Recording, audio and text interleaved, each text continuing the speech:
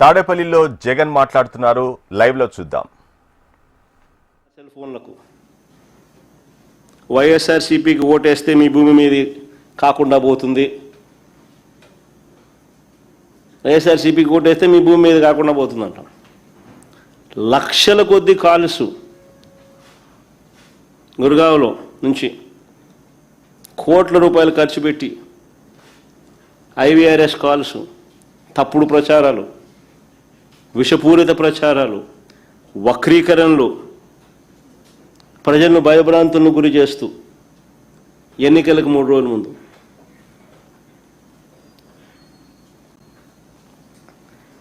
నేను ఒకటే అడుగుతా ఉన్నా, చంద్రబాబు నాయుడు గారు తాత్కాలికంగా రాజకీయ ప్రయోజనం ఏదైనా పొంది ఉండవచ్చు, కానీ నిజాలన్నది ఎంతో కాలం తొక్కిపెట్టలేరు.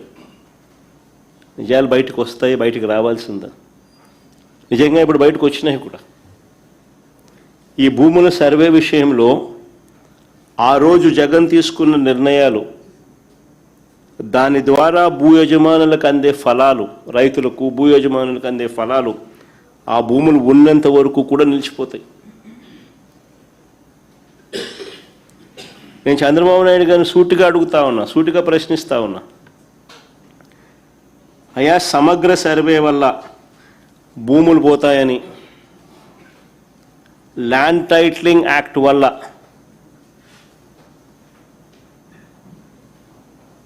ప్రజల ఆస్తులు కబ్జాకు గురవుతాయని ఒక ప్రచారం చేసి ఒక డ్రామా చేసిన ఈ చంద్రబాబు ఇప్పుడు కేంద్ర ప్రభుత్వంలో భాగస్వామిగా ఉన్న ఈ చంద్రబాబు ఇప్పుడు పూర్తిగా యూటర్న్ ఎందుకు తీసుకున్నాడయ్యా అని అడుగుతా ఉన్నా. పూర్తిగా యూటర్న్ ఎందుకు తీసుకున్నావా అని అడుగుతా ఉన్నా. మా ప్రభుత్వ హయాంలో మేము చక్కగా సర్వే చేసినందుకు దేశంలో అన్ని రాష్ట్రాల కన్నా మెరుగ్గా మేము చేశాము అని కేంద్ర ప్రభుత్వం నుంచి 400 కోట్ల రూపాయలు మాకు రాయితీ వస్తే, మేము చేసిన పని వల్ల రాయితీ వస్తే ఆ క్రెడిట్ను తన ఖాతాలోకి వేసుకోవడానికి పడరాని పాటలు పడతా ఉన్నాడు. వాళ్ళు ఎవరు, వాళ్ళ ఎంపీ, వాళ్ళ మంత్రి, కేంద్ర మంత్రి, వాళ్ళ ఎంపీ పెమ్మసాని, ఆయన ట్వీటు మాట్లాడడం అసలు నాకు ఆశ్చర్యం అనిపిస్తుంది. ఆయన చంద్రబాబు నాయుడు నుంచి థ్యాంక్ యూ, అసలు వీళ్ళు మాట్లాడే మాటలు నాకు ఆశ్చర్యం అనిపించింది. అసలు పట్టాదారు ఇంకా మళ్ళీ అబద్ధాలు ఇంకా ఏ స్థాయి లేకపోయినాయనంటే పట్టాదారు పుస్తకాలపై QR కోడ్ ఆయనే తెచ్చినాడంట. అది ఇంకొక అబద్ధాలు. అసలు నిజంగా ఈ స్థాయి లేక ఒక మనిషి ముఖ్యమంత్రి స్థానంలో ఉంటూ, ఆయన కన్నా నేను కొడుకు వయసులో ఉన్నా, నేను మా ఆయన ఇద్దరు సమకాలికులు. నేను కొడుకు వయసులో కూడా నాతో కూడా కాంపిటీషన్ చేయలేకున్నాడు. మా నాయన కథ దేవుడు ఎరుగు.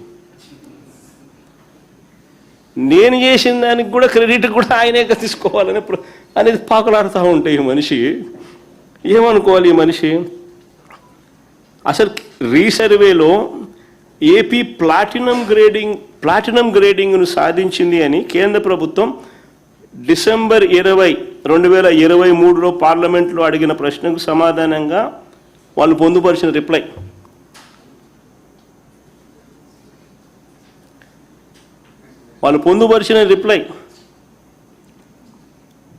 ప్లాటినం గ్రేడ్ ఆంధ్రప్రదేశ్ గవర్నమెంట్ సాధించింది అని 2023 డిసెంబర్లో పార్లమెంట్లో అడిగిన ప్రశ్నకు సమాధానంగా వాళ్ళు పొందుపరిచినారు.